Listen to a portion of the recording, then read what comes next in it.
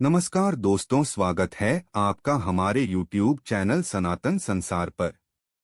श्री शिवाय दोस्तों, आप सभी लोग जानते हैं कि 29 जनवरी 2024 को है सोमवार संकट चौथ। दोस्तों, यह साल की सबसे बड़ी चौथ होती है, इसलिए आप लोगों को यह सोमवार संकट चौथ का दिन बिल्कुल भी नहीं छोड़ना चाहिए, क्योंकि दोस्तों यह एक ऐसा विशेष दिन पड़ रहा है। इस बार की जो संकष्टी चतुर्थी है, या संकट चौथ है, या संकट चौथ है, या तिलकुट चौथ है, क्योंकि इसे कई नाम से जाना जाता है, क्योंकि इसका महत्व भी उतना ही बड़ा है। इस बार यह जो चौथ पड़ रही है, यह भगवान शिव जी के सबसे प्रिय सोमवार के दिन ही पड़ रही है, इसीलिए आप लोगों के लिए यह मौका बहुत ही बड़ा है। इसीलिए अपने हाथ से यह मौका मत जाने देना। जब आप लोग इस दिन यह एक छोटा सा उपाय अगर कर लोगे ना, तो इस दिन आपको भगवान शिव जी का आशीर्वाद मिलेगा ही मिलेगा, साथ ही में भगवान गणेश जी का आशीर्वाद भी मिलेगा। मतलब आप जो भी उपाय इस दिन करोगे, भगवान को प्रसन्न करने के लिए उसका आपको 2 गुना फल मिलेगा।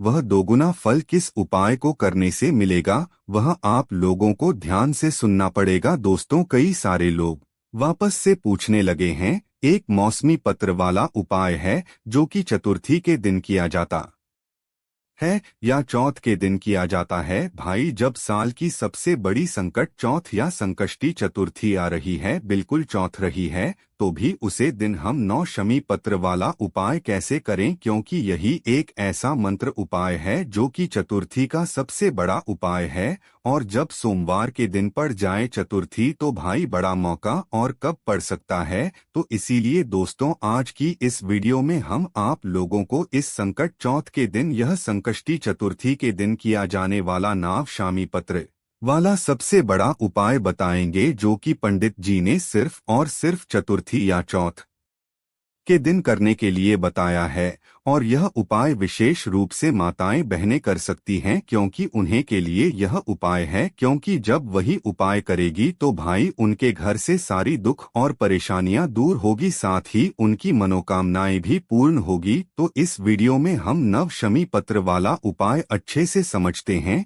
किसको करना है, कैसे करना है, किस समय करना है, यह सारी जानकारियां हम लोग जानते हैं ना। तो देखिए, नव शमी पत्र वाला उपाय नाम में ही समझ आता है कि इसमें हमें सबसे पहले नव शमी पत्र आवश्यकता होगी, है ना। इसी के साथ में दोस्तों, 9 शमी पत्र के साथ में आप लोगों को इसमें एक दीपक भी तैयार करना पड़ेगा। वह कैसा तैयार करना पड़ेगा, वह हम आपको बताते हैं। और उससे पहले आप यह सुन लीजिए कि इस उपाय को करना किसको है। देखिए, इस उपाय को मुख्यतः पहले कोशिश यही होनी चाहिए कि घर की माताएं बहनें करें, पर किसी कारणवश ना कर पाए तो भाई घर का कोई बड़ा मानव भी इस उपाय को कर सकता है, अपनी किसी भी मनोकामना के लिए, किसी भी दुख और समस्या को दूर करने के लिए, ठीक है।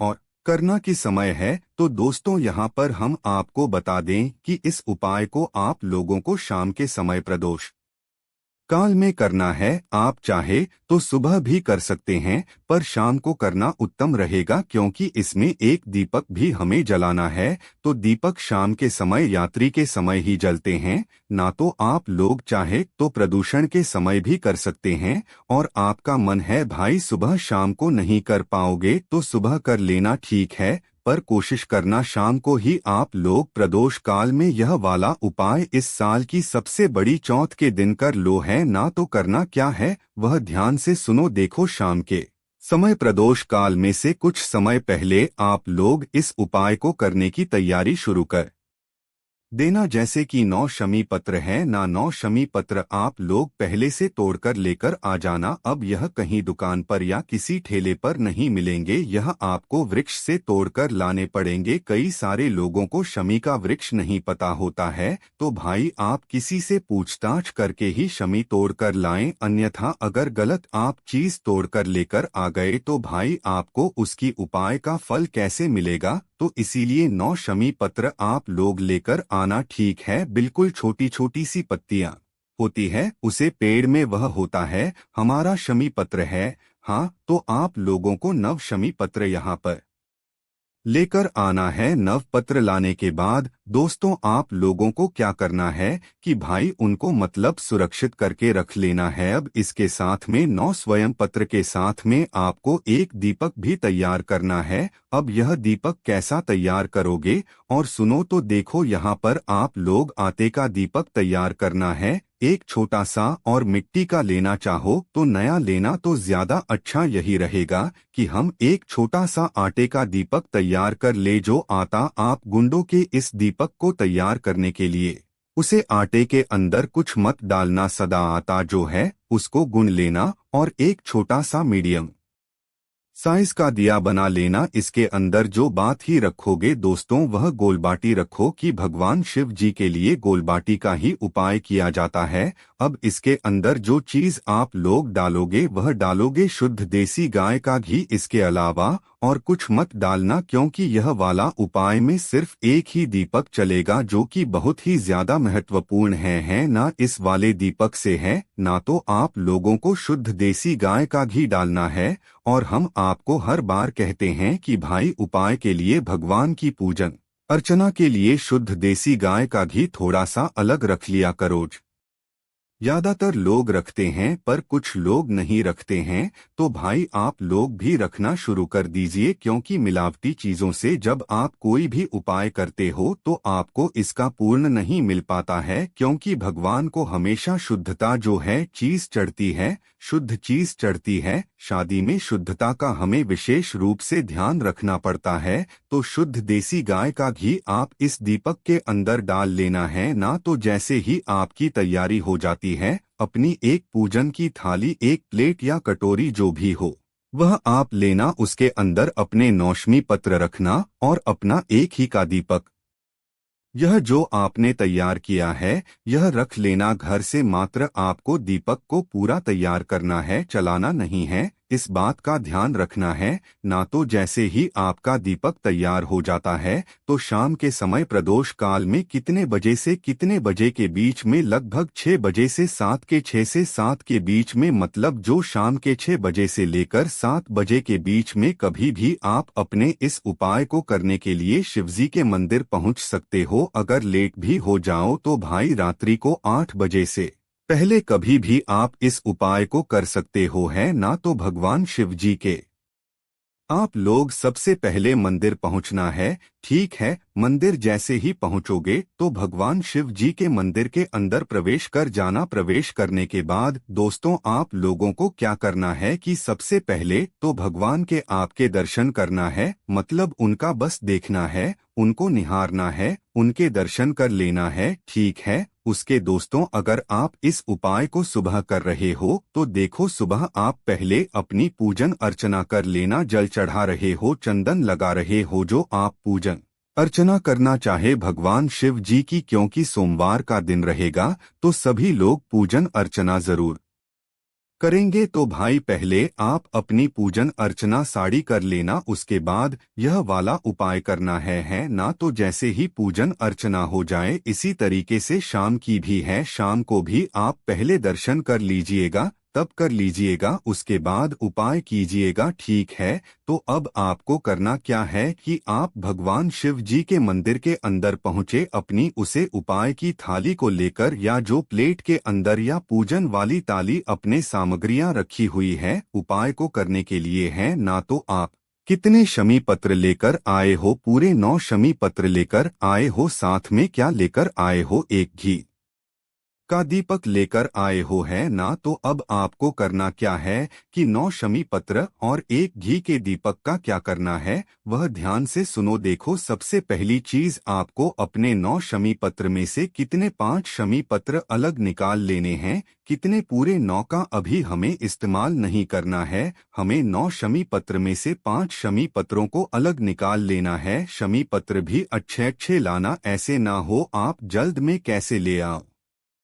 अच्छे लोग शुद्धता का ध्यान रखोगे तो उपाय अच्छा काम करता है ना। तो 5 शमी पत्र लेकर आना। 5 शमी पत्र को लाकर मतलब 5 मित्र अलग निकालकर अब आप पहले भगवान शिव जी को शिवलिंग को देख लेना और भगवान शिव जी के शिवलिंग पर जहाँ पर भी गणेश जी का स्थान होता है वह स्थान देख लेना, ठीक है। जिस चीज को नहीं पता हम उसके लिए बता देते हैं कि भगवान शिव जी की जो शिवलिंग होती है, शिवलिंग के ऊपर एक गणेश जी का स्थान होता है। मतलब यह वाला जो उपाय है यह आपको भगवान गणेश जी की मूर्ति के पास में नहीं करना है, क्योंकि दोस्त तो शिवलिंग के अंदर ही शिव जी का पूरा विराजित होता है। तो इसलिए शिवलिंग में जहाँ पर गणेश जी का स्थान है पहले आपको वह देख लेना है। तो हम आपको बता दें कि जो भगवान गणेश जी का स्थान होता है शिवलिंग में वह होता है जलधारी के ऊपर। भगवान शिव जी की तरफ से आप खड़े होकर देखना। आप भगवान शिव जी की तरफ खड़े होकर देखोगे तो आपको उल्टा हाथ पड़ेगा, बट जिस तरफ से भगवान बैठे हुए हैं आप जब उसे तरफ से देखोगे तो भगवान शिव जी की जो राइट हैंड साइड होगी मतलब सीधे हाथ की तरफ जो जलाधारी होगी वह जलधारी का हिस्सा भगवान गणेश जी का स्थान होता है। मतलब शिवलिंग तो होती ही है पर जो जन्मदारी होती है ना, जलधारी का जो हैंड साइड होता है या सीधे हाथ का भाग होता है वह होता है भगवान गणेश जी का स्थान। तो आपको क्या करना है, सबसे पहले अपनी 5 शमी पत्रों को अलग निकालकर उन 5 शमी पत्र को एक साथ जमा कर इन 5 शमी पत्रों को भगवान गणेश जी वाले स्थान पर आपको समर्पित करना है। मतलब जलधारी के सीधे हाथ पर राइट हैंड साइड पर है ना, तो जो पत्तियों का भाग होगा वह शिवलिंग की तरफ होना चाहिए और जो डंडियों का भाग होगा मतलब इन 5 शमी पत्रों की डंडी भी होगी तो आपने जमा ली होगी तो डांडी का भाग जलाधारी की तरफ पीछे की तरफ हो जाएगा। मतलब जहां से जल बहता हुआ है वह नीचे गिरता है तो उसे तरफ आप लोगों करके 5 शमी पत्रों को डांडी करके रख देना है और पत्तियों का शिवलिंग की तरफ करके भगवान गणेश जी वाले स्थान पर अपनी यह 5 शमी पत्रों को समर्पित कर देना है। ठीक है, 5 क्षमता जैसे ही आप लोग समर्पित कर देते हैं भगवान गणेश जी वाले स्थान पर, उसके बाद में दोस्तों आपके पास आप कुल मिलाकर 4 में पत्र बचे हुए होंगे। अब 4 में से भी आप 3 शमी पत्र अलग निकाल लो, ठीक है। 3 जमीन पर अलग निकलकर इनको भी एक साथ जमा लो। एक साथ जमाने के बाद दोस्तों इन 3 शमी पत्रों को आपको कहाँ पर चढ़ता है, इन 3 शमी पत्रों को आपको चढ़ता है भगवान शिव जी की शिवलिंग के ऊपर। ठीक है, 5 स्वामी पत्र अपने कहाँ पर चढ़ाई, गणेश जी वाले स्थान पर जो अभी जो 3 छवि है पत्र अपने निकली है। इन 3 छवि पत्र को आपको भगवान शिव जी की जो शिवलिंग होगी शिवलिंग के बिल्कुल ऊपर चढ़ता है। इसमें जो पत्तियों का भाग होगा वह आगे की तरफ होगा और डंडियों का भाग पीछे की तरफ होता है ना। मतलब जो जलधारी होगी जहां से जल नीचे गिरता है उसे तरफ करके आपको पत्तियों का भाग करना है पर चढ़ता है शिवलिंग के ऊपर ही, बस डंडियों का भाग पीछे की तरफ हो जाएगा। तो मात्र 3 स्वामी पत्र आपको भगवान शिव जी के शिवलिंग के ऊपर चढ़ा देनी है नाब। इसके बाद में आप लोगों ने 5 शमी पर भगवान के नीचे वाले स्थान पर चढ़ाई, 3 शमी पत्र शिवलिंग के ऊपर चढ़ाई। अब बचा आपके पास 1 शमी पर, 1 शमी पत्र के साथ में आपके पास 1 घी का दीपक भी बचा है। अब कई सारे लोग यह गलती बिल्कुल मत करना कि जाति से ही घी का दीपक जला दो, क्योंकि घी का दीपक जो हमने बनाया है वह उपाय के लिए बनाया, ना कि आप लोगों को। अगर आपको चलना है दीपक भगवान शिव जी के मंदिर में मतलब शाम के समय में या सुबह भी चलना चाहते हो तो वह अलग से लेकर जाना, पर इस उपाय में 9 शमी पत्र और 1 दीपक जो है जरूरी है। इस उपाय को पूरा करने के लिए तो दीपक अलग से जालना चाहो तो पहले वह जला देना अपनी पूजन में, पर उपाय के लिए 1 दीपक अलग रखना है ना। यह दीपक आपको आखिरी में ही चलना है जब आप उपाय कर रहे हो है ना। तो अभी आपके पास 1 शमी पत्र और 1 घी का दीपक गोल बाटी का मतलब तैयार रखा है जो कि आटे का है, जो है मिट्टी का होगा तो नया होता है ना। और ध्यान रखना कि घर से बत्ती बनाकर नहीं लानी है, घर से पूरा दीपक तैयार करके लेकर आना है, नहीं तो आप लोग ऐसा करो कि बत्ती लेकर आ जाओ और वहीं पर रखे हुए दीपकों में दीपक जला दो। ऐसा नहीं होगा, घर से ही पूरा दीपक तैयार करके लाना है ना, इस तरीके से उपाय करना है। तो आपका आखिरी में एक शमी पत्र और बचा हुआ एक एक दीपक लेकर सीधा आपको भगवान शिव जी के मंदिर या प्रांगण की जो चौखट होगी में गेट के बाहर मत आना। जो भगवान शिव जी का मंदिर होगा, मंदिर का प्रांगण होगा, उसे चौखट पर आ जाना, ठीक है। और चौखट पर बाहर नहीं निकलना है, अंदर की तरफ ही खड़े रहना है। मतलब भगवान शिव जी के मंदिर के प्रांगण से बाहर नहीं निकलना है, अंदर की तरफ ही खड़े रहना है।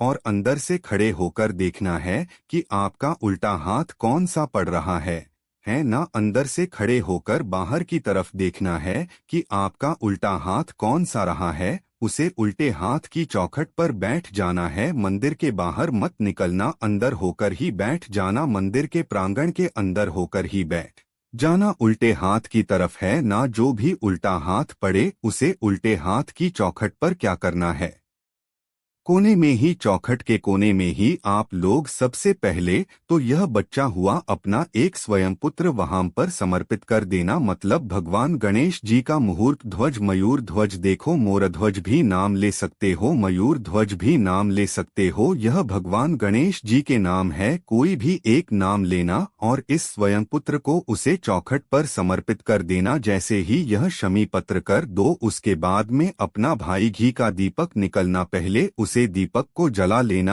अब देखो यहाँ पर माचिस आप अपने साथ में लेकर जाना। अगर आपने किसी और से माचिस ले ली इस दीपक को जलाने के लिए तो आपके इस उपाय का फल किसी और को भी मिल जाएगा, ठीक है। इसलिए अपने घर से अपनी खुद की माचिस लेकर जाना, माचिस को जलाकर अपना यह दीपक जलाना। और दीपक जलाने के बाद आपने जो एक शमी पुत्र भगवान शिव जी की चौखट पर मतलब रखा हुआ है, आपने लेफ्ट हैंड साइड में इस समय पुत्र के साइड में भगवान गणेश जी का वापस से मोरध्वज, मयूर ध्वज, गणेश जी का नाम अपनी मनोकामना को बोलते हुए इस दीपक को वहां पर रख देना है। अपनी मनोकामना वह बोलना जिसके लिए आप लोग यह उपाय कर रहे हो, बहुत बड़ी कोई मनोकामना हो, बहुत समय से नहीं हो पा रहा है और कोई काम पूरा, वह वाली मनोकामना बोल देना। इस दीपक को वहां पर रख देना और वहीं पर भगवान कन्हैया जी का थोड़ा स्मरण करके, भगवान शिव जी का स्मरण करके आप लोगों को धोखा देना, घर पर वापस जा सकते हो। बस यहाँ पर यह उपाय पूर्ण हो जाता है। दोस्तों, यह नस में पत्र वाला उपाय कई सारे लोगों को अभी पता नहीं है, इसलिए आप लोग इस उपाय को ज्यादातर लोगों तक, क्योंकि भाई यह वाला जो उपाय है ना, इस उपाय को करने का सबसे बड़ा और सबसे सही दिन जो है आने वाला है, जो कि इस बार सोमवार के दिन ही पड़ रहा है, तिलकुट चौथ या संकट चौथ या संकष्टी चतुर्थी। अब आपको सोच लो इस एक ही दिन को कितने नाम से जाना जाता है। बस यही इतना बड़ा दिन सोमवार के दिन पड़ रहा है, तो इससे अच्छी बड़ी और बात क्या हो सकती है। तो भी आप लोगों को इस उपाय को इस दिन जरूर करना है। अपने किसी भी तरह की मनोकामना या दोहक और समस्या को दूर करने के लिए आप लोग यह वाला उपाय कर सकते हो।